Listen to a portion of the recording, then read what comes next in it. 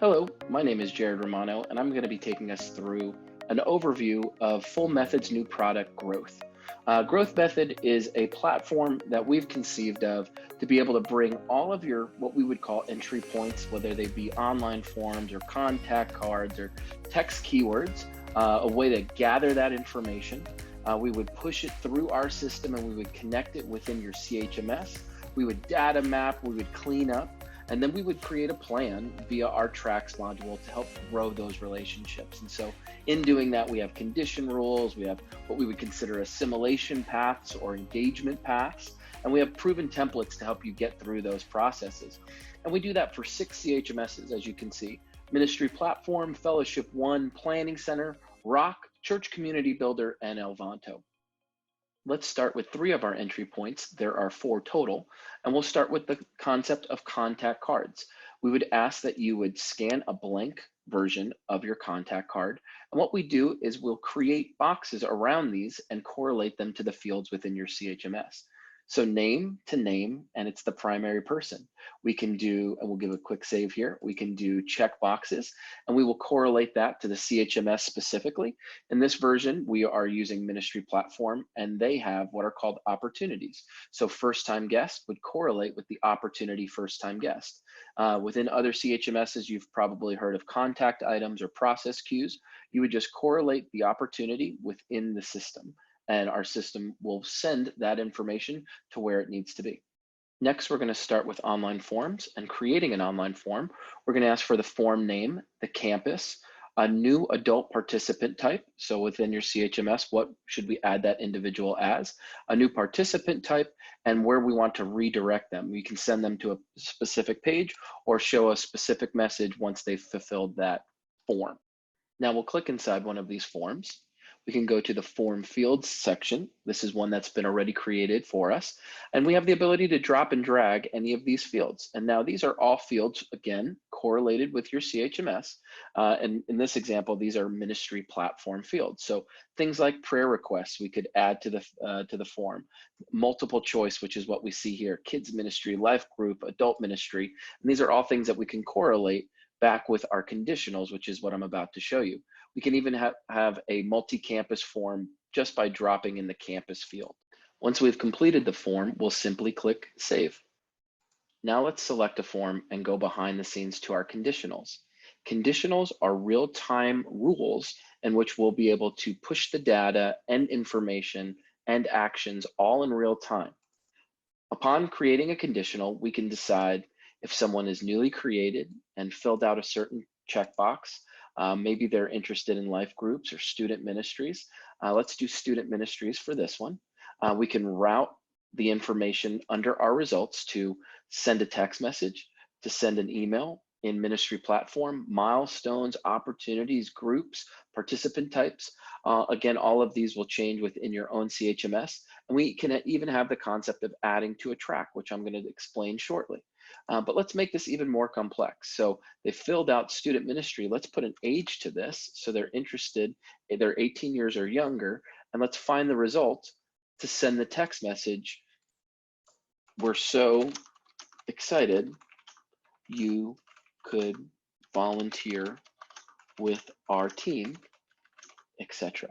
So the way you communicate with each one of these variables totally allows you to have that customability right in real time to be able to make sure this information and these actions are getting to the right people.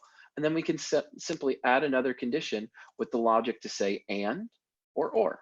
So we have 2 separate occasions with 2 different results. So really great, powerful conditional logic to make sure that we are following up with the right people at the right time. And let's finish with our most anticipated functionality, tracks. Tracks are any sequential steps that you decide that you're going to take one of your participants on.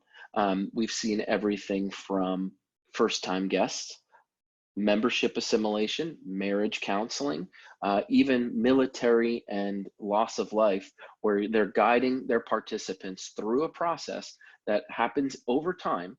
And we have the ability to not only communicate bi-directionally via text message, be able to make phone calls within the platform, as well as pass information to your CHMS while all this is happening. So let's look at our entry point. People start this track when someone is added as a result of the template conditional. That's what that add track bubble we saw earlier. Or we have the concept of keyword text. So when someone texts hello, they're added to this track. Once they're added to this track, we get to decide and set up what those next steps are. So while someone is on this step, I decided that we were going to wait 2 hours. Then we were going to send the text message, hey, first name, thank you for reaching out to us. We look forward to seeing you again. So we can see that within that first one. Then we're going to wait 2 days. We're going to make a phone call. And then let's throw in another 2-day wait here. And we can always follow up with an email. And then we would drag over our auto email into that section. So this gives us our first step over the first week, and then they can complete this step when a milestone of expressed interest. We also have the ability to say when all this communication is complete, then I want to take them to the next step, and that triggers a certain action. And these certain actions are, let's add them to the first time breakfast, and then sign them up for a new members class. Again, these are your steps and your processes. We're just trying to communicate for you, create accountability, and map all of this back to your CHMS of choice. Now, within a track, that is the track setup. Within a track, we can come here and see all that's going on. The actions, the in-person meetings, the pending communications, both email and text. We can go into these pending text messages, and maybe I ran into Howard at the grocery store and I don't want to send him the same text that I would have always sent everybody else. I can edit that process right in the middle and change my communication. Also, we can see all the people that are in this track over time. So here are our tracks, and as we mouse over them, we can see that Jennifer completed her interest. We need that she moves to her new members class. And then finally, we have a baptism that she hasn't done. Anything red, of course, that means it's overdue. So Howard and Bailey are overdue. And what's great about this is the ability to have filters.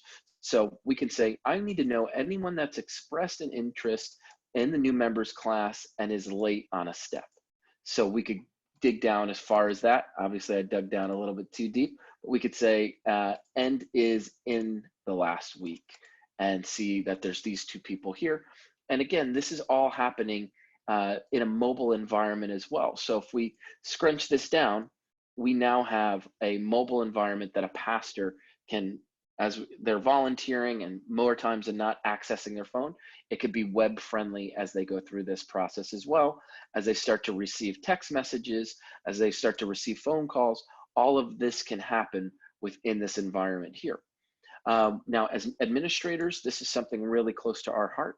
We wanted to give you feedback on the communications. So the effective rate of our text message, the effective rate of our emails, we can go in here and not sure if you can see it on your end yet. We're still calculating because we're in a demo environment here, but our communication sent, our unique open, our template changes.